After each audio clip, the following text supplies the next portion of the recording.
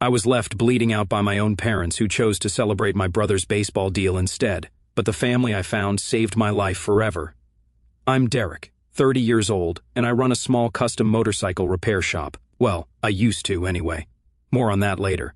Growing up in Bristol, Tennessee sucked, not because of the town, but because of my family situation. I have a younger brother, Tyler, who's 3 years younger than me, and in my parents' eyes, the sun basically shines out of his ass. Our house was the Tyler show 24/7. Our living room looked like some kind of weird baseball museum, with all his trophies displayed like they were Olympic medals or something. Team photos were everywhere, and his old jerseys were hung up in frames like he was Babe Ruth. I'm not even kidding. My parents had a special cabinet built just for his baseball stuff. Meanwhile, my stuff? I was pretty good at auto shop in high school, and won a few awards for engine rebuilds. Know where those ended up? In a drawer somewhere, or the trash, maybe. I got a "that's nice" from my dad once in a blue moon. I remember spending an entire summer when I was 16 fixing up this old Kawasaki engine. I saved for months working at the gas station to buy all the parts. When I finally got it running, I was so proud. I called my dad out to the garage to show him. The dude barely looked at it. He stood there for maybe 20 seconds, muttered, "That's nice, son," then immediately asked if I'd seen Tyler's batting stats in the paper that morning. Like, are you kidding me? This was basically my entire childhood. My mom would spend hours making Tyler's favorite meals before his games. Got to make sure my all-star has his energy. But when I had a bike show, just grab something from the fridge, Derek. Dad would leave work early for every single one of Tyler's games, but was too busy at the office to come see me win second place at the regional custom bike competition. I stopped even telling them about my competitions after a while. What was the point? And holy hell, the money they spent on Tyler, private coaches, fancy equipment, traveling teams that went all over the state. Thousands and thousands of dollars. Meanwhile, I worked 2 jobs in high school just to afford tools and parts for my bikes. I never saw a dime from my parents for my stuff. The messed up part is, I didn't even hate Tyler for it. He wasn't a bad kid really, just spoiled as hell and completely clueless about how unfair everything was. Sometimes I'd catch him looking uncomfortable when they'd shower him with praise right after ignoring something I said, but he never spoke up. Why would he? The kid was living the dream. By the time I turned 18, I knew I had to get the hell out of there before I lost my mind. I'd been saving every penny I could and managed to rent this tiny garage about 8 miles from my parents' house, close enough that they could reach me if they ever bothered to try, but far enough that I didn't have to watch the Tyler worship service every day. I built that motorcycle repair business from absolutely nothing. No help from mom and dad, no fancy loans or family connections, just me busting my ass. 16-hour days, sleeping on a nasty old cot in the back of my shop for the first year until I could afford an actual apartment. It was hard as hell, but I was good at what I did. Word got around that I could fix and modify bikes better than the dealerships for half the price. That shop became my whole life. My dog, Max, would hang out with me all day, sleeping in the sun by the door while I worked. I felt like I actually mattered there, like I was worth something. Then there was this chick, Mia. She moved in next door about 2 years ago and opened this cute little coffee shop. The first time she walked over with a "welcome to the neighborhood coffee," I nearly dropped the wrench I was holding. She was gorgeous, smart, funny, way out of my league. But for some reason, she seemed to actually enjoy hanging around and talking about bikes and engines with me. Not going to lie, I got these stupid butterflies in my stomach whenever she'd stop by. But I kept it friendly and professional, just normal neighbor stuff. After all, why would someone like her be interested in someone greasy like me? My family had made it pretty clear I wasn't worth much, so I figured she probably thought the same. Everything was going pretty okay. Business was good. I had my dog, my shop, and at least Mia seemed to enjoy talking to me now and then. I thought maybe my life was finally on the right track. Then came the day 2 years ago that opened my eyes to exactly where I stood with my family. It was a Tuesday. I was working on this sweet Ducati that some rich dude from Nashville had brought in for custom work. He wanted all these fancy mods that were honestly kind of a pain in the ass, but he was paying top dollar, so I wasn't complaining. Max was in his usual spot by the door, snoring away like the lazy bastard he is. I had AC/DC blasting from my crappy old speakers. I was using my plasma cutter to modify the frame. I'd done this exact same thing like 100 times before, nothing complicated. But this time, man, I still don't know exactly what happened. Maybe the metal had some defect. Maybe I wasn't paying close enough attention. All I know is 1 second I was focused on making a clean cut, and the next there was this horrible sound like metal tearing, a shower of sparks, and then the plasma cutter kicked back hard. The cutter sliced right through my right leg just above the knee. I remember seeing the metal glow red hot as it tore into my flesh. And the smell, holy hell, the smell of my own burning flesh. I screamed so goddamn loud that Max jumped up, barking like he was going to fight whatever hurt me. Blood started pumping out immediately, not just bleeding but gushing with each heartbeat. I fell backward and cracked my head on the concrete floor, which didn't help matters. The pain, I can't even describe it, like someone had stuck my leg in a furnace and was twisting it around. I've broken bones before, cut myself on engine parts, burned myself on exhaust pipes. But this was a whole different level. "Help! Somebody help me!" I screamed. But my shop is pretty isolated. No way anyone was going to hear me over the music. My hands were shaking so bad I could barely reach for my phone. Blood was pooling under me fast, spreading across the shop floor like I'd knocked over a can of paint. I could feel my heart racing, and this cold, sweaty feeling spreading all over my body. With my bloody fingers smearing the screen, I finally managed to call my mom. When she picked up, I was gasping, barely able to get the words out. "Mom," I choked out, "I'm hurt really bad. The cutter, my leg. There's so much blood. I need help now." Her response was completely casual, like I'd called to ask what's for dinner. "Derek, honey, we're kind of in the middle of something important. Can you call an ambulance?" I couldn't believe what I was hearing. "Mom, please," I begged, my voice cracking. "I'm losing too much blood. I don't think I can. I need help right now, please." I was starting to feel faded, and the room was spinning. "Just hold on, Derek. We'll be there when we can," she said, and then the line went dead. She hung up on me. I was lying there on the concrete, pressing my shop rag against the wound, but it was soaked through with blood in seconds. My vision was getting all tunnel-like, black creeping in from the edges. I tried to call 911, but my fingers were too slippery with blood to hit the numbers right. Max was freaking out, kept barking, whining, and nudging at my face like he was trying to keep me awake. Smart boy. With what felt like the last bit of strength I had, I tried calling my mom again. No answer. Then my dad, straight to voicemail. Figures. I tried to say my last prayer, but Max wouldn't let me die peacefully. Even the afterlife comes with interruptions. Just as I was about to pass out for the last time, I wished I did. My phone buzzed. Tyler's name flashed on the screen. I thought they told him about what happened to me, and he's checking to see what to do. "Hey, Liam." His voice was loud and slurred like he'd been drinking. I could hear music and people laughing in the background. "What's up, man? Big day today." I was confused. Who the hell is Liam? I thought I didn't hear right. Anyway, I was a bit relieved. "Tyler," I gasped, struggling to get the words out. "Help. Accident at the shop. Bleeding bad. Need help now." There was a pause for a second. I thought maybe he hadn't heard me, but then he laughed. "Oh crap. Sorry. Thought you were someone else calling to congratulate me. We're celebrating my draft pick, man. AA Braves just signed me, $2 million contract." In the background, I heard my mom's voice. "Tyler, honey, come take a picture with the scout." I tried to speak, but the words wouldn't come. My head was spinning. I could feel the blood seeping faster under me. "Tyler," I whispered, but the line had already gone dead. My dad's voice boomed in the background. "That's my boy, professional baseball player. Always knew you had it in you." So there I was, bleeding out on my shop floor while my entire family was just 8 miles away, partying because Tyler got a baseball contract. They couldn't be bothered to drive 10 minutes to help me. "Tyler, please," I whispered, but he had already hung up. My vision was fading fast now. The pain was starting to feel distant, replaced by this weird floating numbness. Not a good sign. I knew enough about injuries to know I was going into shock, probably dying this time for real. Max's barking suddenly changed, becoming more frantic. Through my fading consciousness, I heard the shop door slam open. "Derek, I brought you some coffee," and then, "Oh my God, Derek," Mia's voice. Then her face appeared above me, total horror in her eyes. I didn't like her seeing me like this. I always portrayed myself as a tough, strong dude in front of her. "Derek, stay with me, don't close your eyes." She was already on her phone, screaming at 911.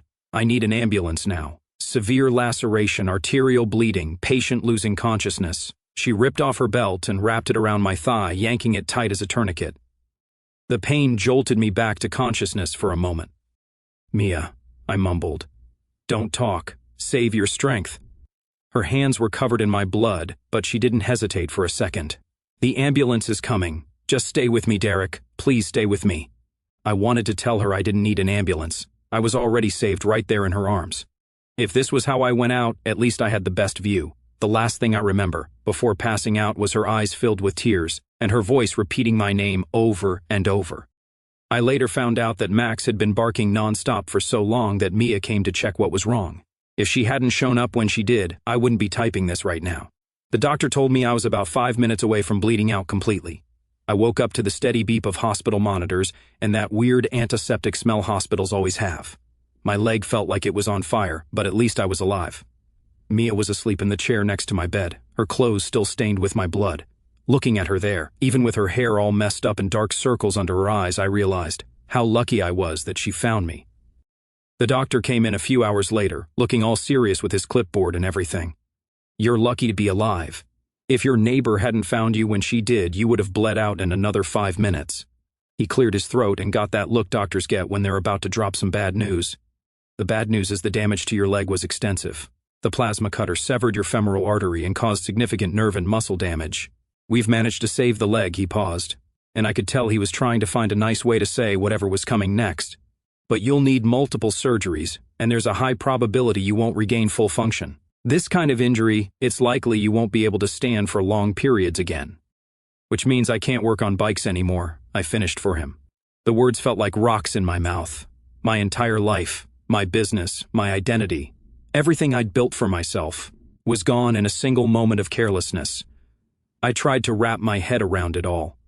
What the hell was I supposed to do now? Mia woke up then and immediately came to my side, taking my hand. "I was so scared," she whispered. "There was so much blood, and you were so pale. I thought I was going to lose you." I tried to smile for her sake. "Thanks for saving my life." She squeezed my hand. "Have your parents been here?" "I tried calling the number in your emergency contacts." "Huh? My parents?" I just shook my head. I was too tired to explain the whole messed up situation. Then, right on cue, my phone rang. It was my dad. For a split second, I thought maybe they actually gave a damn and were calling to check on me. "Dad," I answered, hating myself for still hoping. His voice came through, not concerned, just all businesslike. "Derek, your mother and I need to borrow $25,000 for Tyler's equipment and relocation expenses for his new team." I felt like I'd been punched in the gut. "No, how are you? No, we heard you were hurt." Just straight to asking for money for Tyler again. "I'm in the hospital," I said slowly, my voice shaking because I was trying not to completely lose it. "I almost died yesterday." "Where were you when I called begging for help?" There was an awkward pause before my dad responded dismissively. "Don't be so dramatic, Derek. It was just a cut. Just a cut. I couldn't hold back anymore and nearly bled to death. The doctor said another 5 minutes and I would have died, and you were all too busy celebrating Tyler's baseball contract to care." Mia was staring at me, her eyes wide.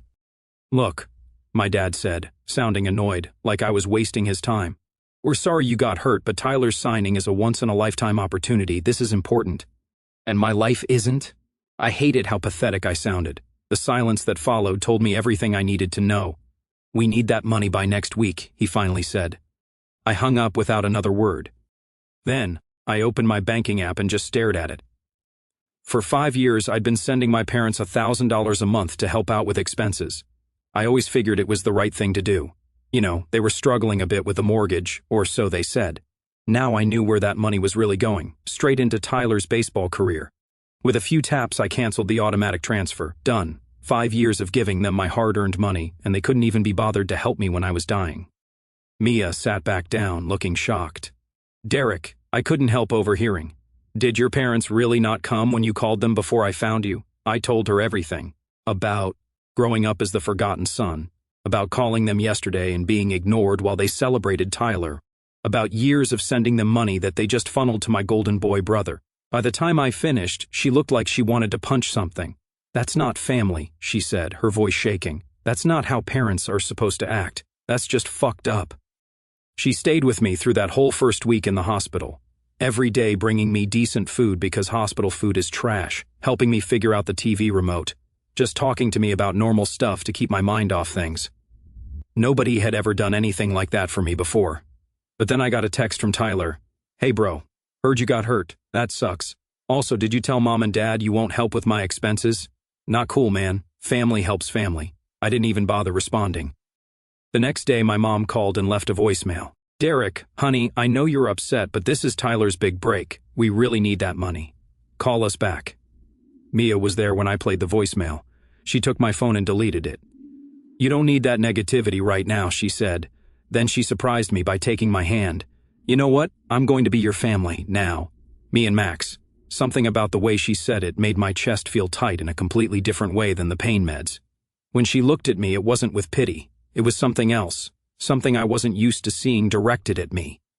The doctors told me I'd need at least 2 more surgeries and months of physical therapy. The medical bills were already piling up, and my crappy insurance was only covering about half. I was looking at debt that would take years to pay off. Plus, I couldn't work. My shop was sitting empty, and I still had rent to pay on it. "I'm screwed," I told Mia one night when the reality of it all hit me. "I can't work. I can't pay my bills. I can't keep my shop. Everything I built is just gone." She squeezed my hand. "We'll figure it out. I'm not going anywhere." That night, after she left, I lay in the hospital bed thinking about how my parents couldn't be bothered to drive 8 miles to save my life. But Mia, who I'd known for less than 2 years, was by my side every day. Some family you're born with, some family you find, and sometimes the family you find is worth a hell of a lot more than the one you were born with. When the nurse came in to check my vitals, she noticed I was still awake. "You should get some rest," she said. "Your girlfriend can come back tomorrow." I didn't correct her about Mia being my girlfriend. For the first time since the accident, I fell asleep with something almost like hope. The next few months were a complete shit show. Recovery from an injury like mine isn't just painful, it's humiliating. I went from being a guy who could rebuild an entire motorcycle engine to someone who needed help getting to the bathroom. 3 surgeries in 2 months. The first one was to repair more of the damage to my leg. The second was to deal with some infection that popped up. The third was to try to fix some of the nerve damage. Each time they wheeled me into the operating room, I wondered if this would be the one that finally fixed me. Each time I woke up, the doctors had that same careful look on their faces. The doctor had been right. I'd never stand long enough to work on bikes again. At least not the way I used to, 8 to 10-hour days on my feet, working under bikes, crouching, lifting heavy parts. That was never happening again. My shop sat empty. I still had to pay rent on it, which was draining what little savings I had. The medical bills were insane. Even with insurance, I was looking at over $80,000. The health insurance I had covered maybe half the surgeries, and that was after fighting with them on the phone for hours. Mia was the only thing keeping me from completely losing it. She'd drive me to appointments, help with my exercises, and stay late into the evening just talking about normal stuff to distract me. Her coffee shop was doing okay, so she started bringing me dinner when she figured out, correctly, that I was skipping meals to save money. One evening, as she was helping me back into my apartment after therapy, my leg was in a brace, and I was still on crutches. I finally got the balls to ask why she was doing all this. I mean, I couldn't decide if she had a crush on me or was just taking pity on a lonely loser. "Because I care about you, dummy," she said, like it was the most obvious thing in the world. Then she leaned in and kissed me. It wasn't some perfect movie moment. I was gross and sweaty from physical therapy, probably smelled like hospital, and was balancing awkwardly on my crutches, but for the first time since the accident, I felt like maybe my life wasn't completely over. "I've had a crush on you since the day I moved in next door," she admitted, blushing a little. "I kept bringing you coffee, hoping you'd ask me out." "I thought you were just being nice," I said, feeling like the biggest idiot on the planet. She laughed. "I don't bring coffee to all the neighbors, Derek." 2 weeks later, she moved into my apartment. It happened naturally. She was spending most nights there anyway, helping me out. She said it was just more practical this way, but I could tell there was more to it. It should have been weird going from neighbors to roommates to whatever we were now, but it wasn't. It felt right. During all this, did my family ever call to check how I was doing? Take a wild guess. The only contact I got was my mom texting to ask if I'd considered helping with Tyler's expenses. I blocked her number after that. I was starting to panic about money. My savings were almost gone, bills were piling up, and I couldn't work. I had no idea what I was going to do. My whole identity was wrapped up in being a motorcycle mechanic. What the hell else was I qualified to do? "What am I going to do, Mia?" I asked one night, staring at the ceiling. "I can't go back to what I was doing before. I'm useless now." She propped herself up on her elbow and looked down at me. "You're not useless. You're just different now. You still know more about motorcycles than anyone in this town." I snorted. "Fat lot of good that does me if I can't work on them." "So, don't work on them," she said. "Teach other people how to work on them." I looked at her like she was crazy. Who the hell would want to learn from me? Are you kidding? That kid Jamie is always hanging around your shop asking questions. Start with him. Ami was this 19-year-old who had been lurking around my shop for months before the accident, asking about bikes. annoying as hell but earnest. The next day, I called him up.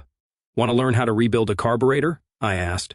He showed up at my apartment an hour later, looking like I just offered him $1 million.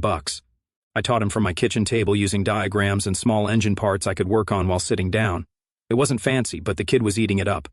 I charged him $20 per session, which wasn't much, but it was something. Jamie told his friends. Soon I had 3 students, then 5. I moved the lessons to my garage where I could at least have some proper tools around. It still wasn't much money, but it was enough to make the minimum payments on my medical bills and keep the lights on. Mia watched all this with this smug "I told you so" look on her face. "You're a good teacher," she said one night. "Have you thought about making it official, like a real trade school kind of thing?" I laughed it off but kept the idea in mind. My leg wasn't getting much better, though. The doctor said I'd probably always have pain, a limp, and need to limit how long I stood. Some days were better than others, but I was starting to accept that this was my new normal. 4 months after the accident, I was finally well enough to go back to my shop. Not to work like before, that was never happening again, but to try this new teaching thing for real. I'd set up a small classroom area with some folding chairs and a whiteboard. The actual work area was still fully equipped, but now it was where my students would learn hands-on. My little school had 6 regular students by then, mostly guys in their late teens or early 20s who wanted to learn motorcycle repair but couldn't afford real trade school. I charged enough to keep the lights on, but not so much that these kids couldn't afford it. It wasn't making me rich, but between that and Mia's help, I was staying afloat. Then, out of nowhere, while I was sitting at my desk going over some carburetor diagrams for the next day's lesson, I heard the shop door open. Mia was at the counter. She'd started helping out at the shop when she wasn't running her coffee place. "Derek, your parents are here," she called back to me, her voice tight. My stomach dropped to my feet. I hadn't seen them since before the accident. They walked in, looking exactly the same as always. Neither of them even glanced at my leg brace or the cane I was now using to get around. "Derek," my dad said, getting straight to business as usual, "we need to talk to you about something important." I waited, not offering them a seat or anything. Why should I? "Tyler's having some problems with the team." Mom jumped in, adjusting her designer purse on her shoulder. "The contract had some fine print we didn't anticipate, and he needs to buy out part of his agreement. It's a legal thing." Dad nodded gravely. "It's going to cost around $40,000 to $50,000 to fix the situation. We've looked at all our options, and the only solution is for you to sell this place." I just stared at them, not sure if I should laugh or scream. "You want me to sell my business to bail Tyler out of a contract problem? This shop is just sitting here while you're recovering," Mom said, gesturing around like my entire livelihood was just some old junk I was hoarding. "If you sell it now, we can use the money to help Tyler, and there would be enough left for you to start something new once you're better." I couldn't believe what I was hearing. After everything, after them leaving me to die, they had the nerve to ask me to sell my business for Tyler. "Let me get this straight," I said slowly, trying to keep my voice level. "You want me to sell the business that I built from nothing? The business that I can still run even with my injury so Tyler can get out of a contract that he signed without reading?" Dad frowned. "Don't be selfish, Derek. This is your brother's future we're talking about. And stop acting like this is a real business." "What? Teaching kids how to screw in bolts? That's not a business." I almost fell out of my chair. Selfish? Me? Before I could say anything, Mia stepped forward from the counter, her eyes blazing. "Selfish? Are you serious right now?" My parents looked at her like they just noticed she existed. "Derek almost died," she said, her voice sharp and shaking with anger. "He called you, begging for help, bleeding out on the floor, and you ignored him. You were too busy celebrating Tyler to even care. He's been through 3 surgeries, might never fully recover, and neither of you visited him, not once. And now you have the audacity to show up here and ask him to give up everything he's built just to bail Tyler out of another mess?" The room went dead silent, but Mia's words hung in the air like a slap. Mom looked offended. "Who are you? This is a family matter. You stay out of it." "No," I cut her off. "Mia is family. She's more family than either of you have ever been to me." I pointed to the door. "Get out and don't come back." Dad's face turned red. "You ungrateful, get out!" I shouted, standing up despite the pain in my leg. They left, Dad slamming the door behind them hard enough to rattle the windows. Mia came to my side as I sank back into my chair, my leg throbbing like hell. "I'm sorry," she said, taking my hand. "I shouldn't have interfered." I squeezed her hand. No, you said exactly what needed to be said. That night I couldn't sleep. Not because I felt bad about what happened, I didn't. But because I was still in shock that they would have the balls to ask me to sell my shop after everything they'd done. After everything they hadn't done when I needed them. The next morning I made a decision. I went to the bank and removed my parents from my emergency contact list. I called my lawyer, not my lawyer, a friend who happens to be a lawyer, and had him draw up a will, leaving everything to Mia. I even called the hospital and made sure they knew my parents were not to be given any information about me if anything happened again. I was cutting every single tie. A week later, Mia and I were cleaning up the shop after the day's lesson when she suddenly said, "I think we should make this official." "Make what official?" I asked. She gestured around. "The school. Let's actually register it as a trade school, get some certification, do it right." I looked at her like she was crazy. That would cost a fortune. Paperwork, licenses, equipment upgrades. "So," she grinned. "My coffee shop is doing great. I've got savings. We could be partners." "Business partners?" I asked. She came over and kissed me on the cheek. That too. 2 weeks later, we submitted the paperwork to create Summer's Motorcycle Technical Institute. A fancy name for what was basically just me teaching kids in my old shop. But Mia insisted we make it sound professional. You know what's funny? My entire life, I tried to get my parents to notice me, to be proud of me. And now that I was finally building something good, something that might actually work, I didn't give a crap if they knew or not. Their opinion didn't matter anymore. That night, as Mia and I were celebrating with takeout, my phone buzzed with a text. It was from Tyler, the first I'd heard from him since that Family Helps Family text. "Mom and Dad are freaking out. They might lose the house because of my contract thing. Can you help?" I stared at the phone for a long time, thinking about all the years I'd put up with their crap, and the way they tried to spin everything. They still had the audacity to call me and ask for help and guilt-trip me. I typed, "You're my brother, but none of you acted like family when I was bleeding out on the floor. I've got a real family now. Good luck with your baseball career." Then I blocked his number too. Mia wrapped her arms around me from behind. "You okay?" I nodded. "Yeah, actually, I think I am." I felt completely at peace with my decision. They'd made their choice a long time ago. Now I was making mine. Recently, I found out through an old high school friend that my parents ended up losing the house. After all, they couldn't make the mortgage payments after spending everything they had on Tyler's contract buyout. Apparently, they moved into a small apartment on the outskirts of town. Dad had to come out of retirement and take a job at the local hardware store. Mom started working part-time at a department store. Karma's a bitch, I guess. Whenever I catch myself feeling bad for them, I remember the sight of my own blood pooling around me while they popped champagne for Tyler, and that feeling disappears pretty damn quick. As for Tyler, his baseball career crashed and burned spectacularly. After all that money spent to fix his contract issues, he showed up to training out of shape and with a major attitude problem. The team gave him multiple warnings before cutting him loose after just one season.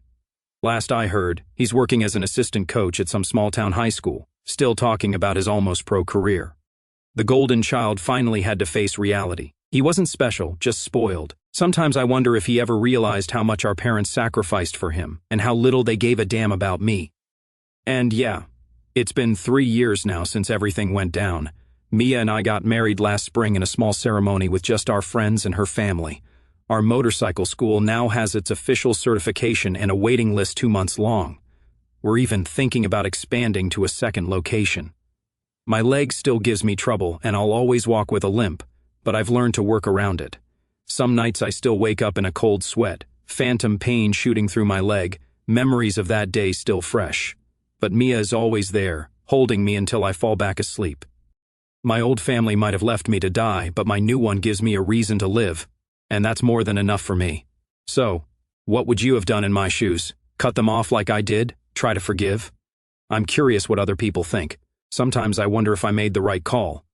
But then I look at what I've built from the ashes of that day, and I think maybe, just maybe, it was the only call I could have made.